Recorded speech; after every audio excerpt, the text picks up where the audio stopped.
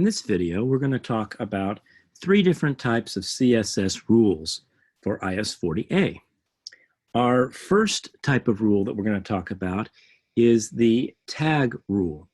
The next one would be the independent ID rule, and the third one will be the independent class rule. Here we have a simple page with a table on it. No CSS formatting whatsoever. So what we're going to do is we're going to add some CSS. So under the title, when the title tag ends, we're going to add a style tag, excuse me. Style, and then we'll skip a few lines, a couple lines here, and we'll do an in style. If I spell style right, like that. Okay. Now, inside here, I'm going to go over a couple, indent, and I'm going to do the tag rule.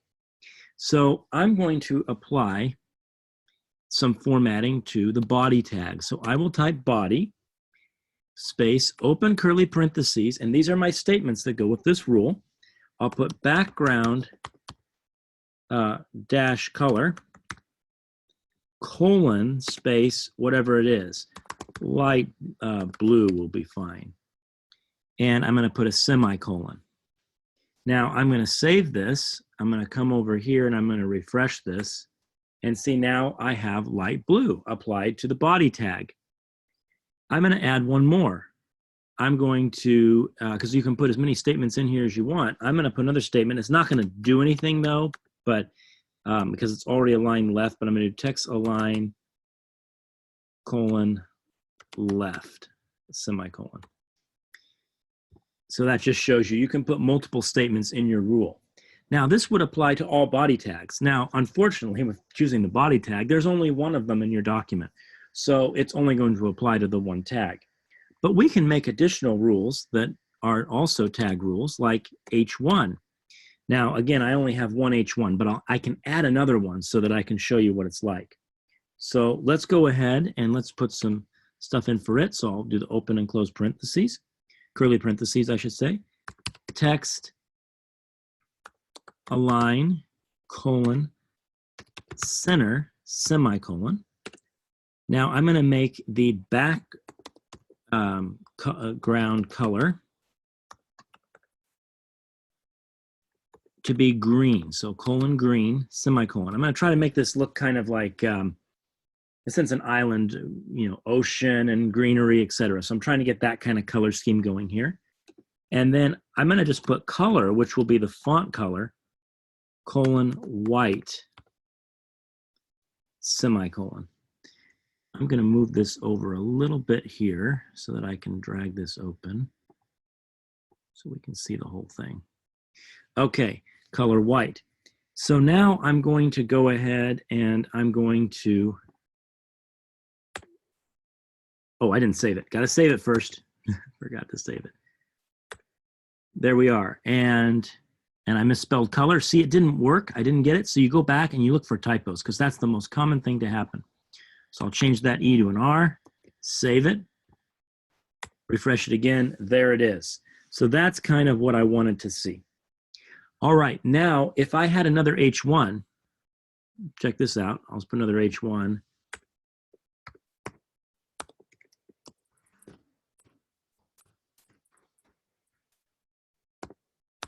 Like that, save it.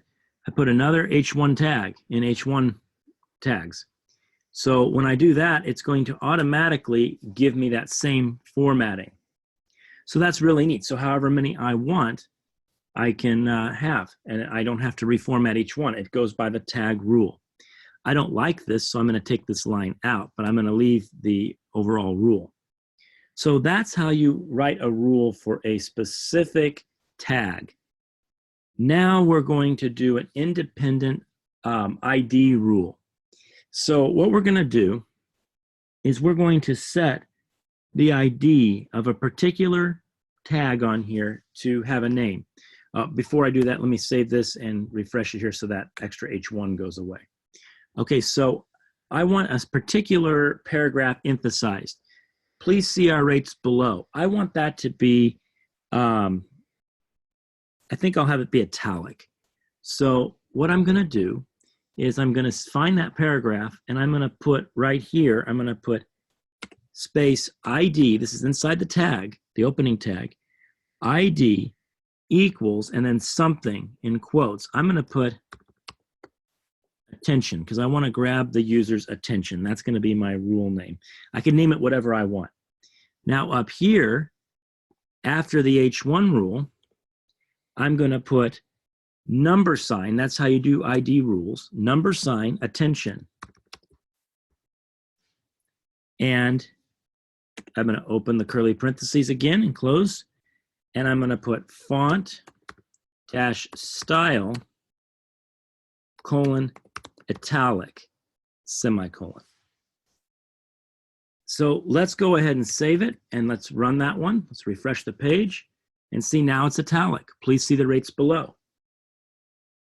This is when you only want one item because your ID is just going to be in one spot on the page. Now you may say, well, what other point is there of having an ID on a tag? If you go into JavaScript, there's a method called getElementById, where you're able to grab a particular element off of the page based on its ID. You don't want to necessarily grab all paragraph tags. You want a particular paragraph, the one that has a particular ID. So this ID is useful in many ways, not just the way we're using it for a specific CSS rule. We would not want to make this rule be for all paragraph tags because then they'd all be italic. We only want this one particular one to be italic. So that's the second type of rule, the independent ID rule. So now our last rule type is the independent class rule. This again can happen on any element, but the key is here it can happen on more than one element. So it's like the ID rule, except you can have multiple places where it's applied. And they don't even have to match in tag type. So let's go ahead and hit another line return here, and we're going to do, we'll call it dot special. So the class name is special. And we will put our open and close curly parentheses again. I'm going to put color, colon, red, semicolon, and font dash weight, colon, bold, semicolon. Okay, so now we have two things. We have a red font and it's bold. Where might we want to put this? Well, I would like to put it down in the section of 4 or more nights because that's the best value per night.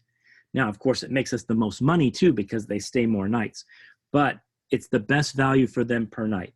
That's what we want to draw people to. Now, we can't just save this and magically think it's going to come there because when we refresh it, it's going to look the same. We have to actually apply it to those particular tags. So if we go down here and we have this, it's the 370 and the 330. So if we go down here to the 370, the TD with that in, I'm going to put a space class equals quotes special, and I'm going to save that. Now when I come over here and refresh it, you see now it's got the bold red font. I can further come here and do the same thing. Class equals special. Save it. Refresh it again. One more thing I'll mention is that it doesn't have to be applied to a TD tag like I'm doing that. I could go ahead and put it right here in this paragraph tag. Class equals special. Save it. And now I have it there too. So as you can see, I can apply the independent class rule to as many places as I want on the document and in a variety of tags. So it's very, very beneficial. So again, we have the tag rule for all of an occurrence of a tag. We have the independent ID rule for one specific place on a page. And then we have the independent class rule, which is the most versatile, which can be applied many times to different elements. I hope you found this useful.